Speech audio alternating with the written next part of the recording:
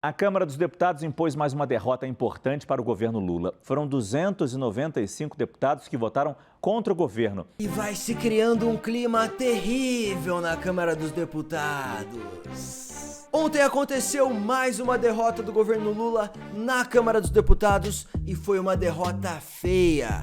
Horrível! 322 deputados votaram contra a pauta do governo e apenas 136 votaram a favor. Isso na urgência, no mérito foram 295 a 136. E galera, isso demonstra a extrema fraqueza do governo federal. Para vocês terem ideia, com mais 20 deputados votando contra o governo, a gente alcançava o número mínimo para um processo de impeachment. Se negociar direitinho com os 53 que faltaram ontem, acho que dá, hein? Enfim, a sessão de ontem foi um recado forte, que o governo tomou uma paulada muito grande ao não conseguir aprovar a PL 2630. Isso provou que o parlamento não está com o presidente, logo o governo está muito frágil. E não vai ser fácil esquerdar nesse país. E no vídeo de hoje eu vou te explicar a situação do cenário político atual, a fraqueza do governo Lula e o que isso significa para o futuro do nosso país. Gostou da ideia? Deixa um like no vídeo, se inscreve no canal e, se possível, ativa o sininho para não perder nenhuma notificação. Bora pro conteúdo. E para começar eu vou colocar um recado do líder do governo na Câmara dos Deputados. E prestem atenção no pronunciamento dele no dia de ontem. Esse é o deputado José Guimarães do PT do Ceará, líder do governo. Minoria, oposição e governo. Senhor presidente, só para encaminhar o voto ao governo, e é bom, eu quero também dizer aos nossos líderes que aqueles que estão encaminhando contra a urgência, é um voto que está dando contra o governo. Estão colaborando para o governo ser derrotado.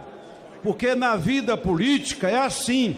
Tudo na política tem ônus e bônus. Mas eu quero deixar esse registro aqui, que aqueles partidos da base que estão apoiando o governo, que participam do governo, essa votação é uma votação dos que estão encaminhando, eu respeito as opiniões, mas é uma votação que contra a orientação do governo e contra a orientação da área política do governo.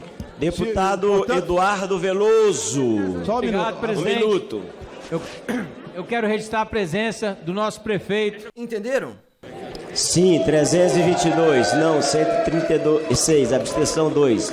Aprovado o requerimento. Sim, toda essa galera votou contra o governo. Como isso aconteceu e o que significa é o que eu vou te explicar agora. Se liga na história. Existe algo chamado Marco do Saneamento, que foi aprovado na gestão do Bolsonaro, em maioria pela bancada de direita e liberal. E, em resumo, essa lei permite que a iniciativa privada resolva o problema do saneamento onde o Estado não está conseguindo. As estatais não estão conseguindo resolver o problema em determinada região e nem tem uma perspectiva que vão conseguir resolver nos próximos anos, logo, a iniciativa privada pode ajudar. É isso que a lei diz. Mas, em um retrocesso absurdo, o Lula, por decreto, acabou com isso. Privilegiou a manutenção dessas estatais ineficientes e do tamanho do Estado em detrimento de resolver o problema do saneamento. Não, é muito capitalismo isso aí. Para de resolver o problema de pessoas pobres com capitalismo. Assim não vale. Enfim, vida seguiu, passaram alguns meses, tretas do governo, articulações pra lá, distribuições de cargos, de emendas, mas nada sendo proposto na Câmara dos Deputados. Muito estranho. Inércia total, o que já começou a levantar uma suspeita. Será que esse governo tá fraco? Tão fraco assim? Por que um governo não ia estar tentando passar nada no parlamento? Com certeza não é porque ele não quer. Só tem uma resposta. Porque ele não consegue. 100 dias sem nada.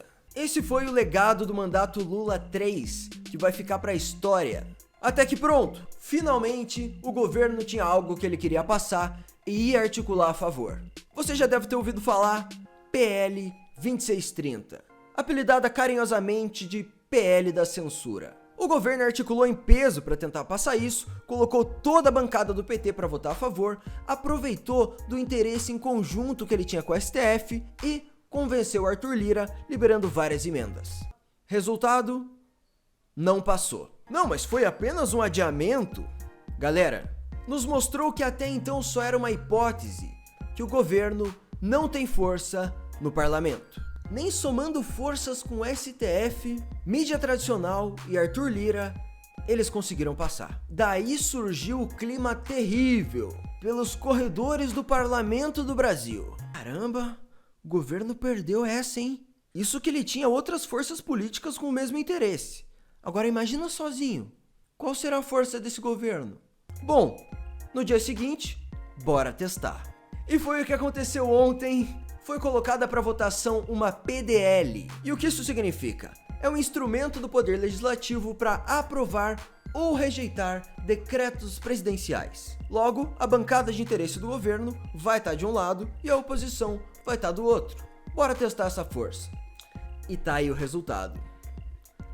322 votos a 136.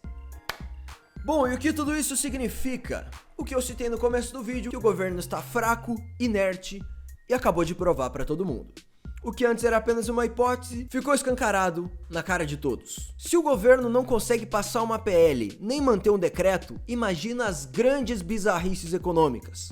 Não vai dar.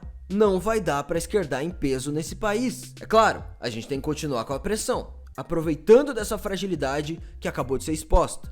Bom, e a partir disso a gente tem alguns cenários possíveis, porque obviamente o governo vai tentar reverter esse cenário e crescer a sua base. Só que não vai ser fácil. Eles precisam convencer o Centrão a votar algumas coisas com eles, seja liberando emendas, fazendo concessão em outras pautas ou até mesmo uma reforma ministerial. Só que aí o governo ia estar tirando alguns dos seus para colocar alguns dos deles, do Centrão. Isso deixa qualquer governo com menor poder de atuação. Às vezes vale a pena, você perde alguns ministérios, começa a poder regrar menos alguns setores da sociedade, mas pelo menos passa algumas das suas principais pautas. Só que o problema é que quanto mais fraco o governo tá, mais caro custa virar votos. Tá tudo numa margem apertada. Já deram vários ministros e mesmo assim perderam. Já liberaram várias emendas e ainda assim não deu. 100 dias sem nada. E agora? Tá acabando o capital político. Reforma ministerial, medida extrema. Daria treta interna, desgaste. Bom, eu não sei resolver esse problema pro governo e nem se eu soubesse, eu resolveria. A questão é, o tempo tá passando e eles precisam dar um jeito nisso logo, antes que eventualmente saia algum esquema de corrupção aí na mídia, seja pela CPI do MST ou do dia 8. Isso seria um grave problema para o governo, porque em um processo de impeachment a gente já viu, eles não têm base para se defender. E aí, meu amigo, não vai sobrar Globo nem Felipe Neto para eles apelarem. Não vai sobrar nada. Na verdade, o Alckmin vai sobrar.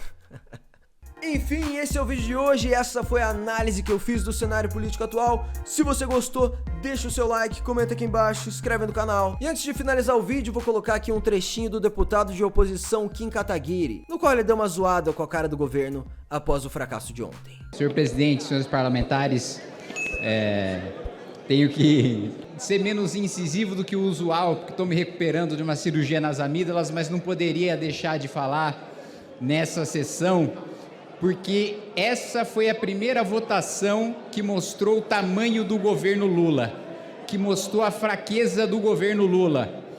322 votos contra o governo.